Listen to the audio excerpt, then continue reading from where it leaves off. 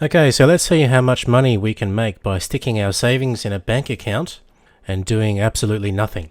So we're going to be calculating the interest on $5,000 invested for 3 years at a rate of 9% per annum, compounded monthly. So 9% is actually quite a generous interest rate in the current climate, as at the time of making this video. I think you'd be hard pressed to find a savings account in Australia offering that sort of rate, but it's not unreasonable to expect this rate of return, at least in the short term, from say the stock market or other forms of investments. But nonetheless, let's treat this as a savings account. Before we dive into the problem, let's make a few assumptions.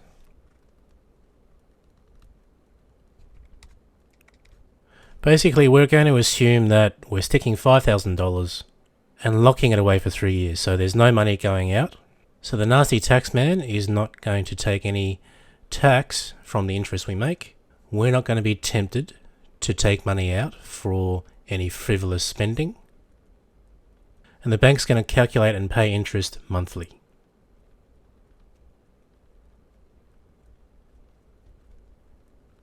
So with that, the formula for the amount of money accrued in an account, capital A, is equal to the principal, or the initial deposit, by 1 plus the rate to the power of the number of intervals of payment. So for the principal P, we have $5,000 in our case. That's our initial deposit. The rate is 9% per annum, so per year. With equations, we like to work with decimals rather than percentages, so we can convert this to a decimal, which is just 9 divided by 100, and that gives us 0.09, but it's still in per annum. Our interest is paid and calculated monthly, so we've got to actually divide this by 12, so 0.09 divided by 12 to get our rate per month. And that works out to be 0.0075 per month. Now for N, the number of payments, we're paid monthly, so we've got 3 years by 12 months in a year, so we're going to get paid by the bank 36 times. So with all that, the amount accrued after 3 years should be $5,000 times 1 plus 0.0075 to the power of 36, which equals, if we plug this into a calculator, $6,543.23 rounded to the nearest cent.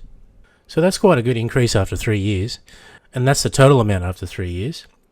So let's see how much we've made in interest, which is simply the amount at the end of the term, which is $6,543.23, minus the principal,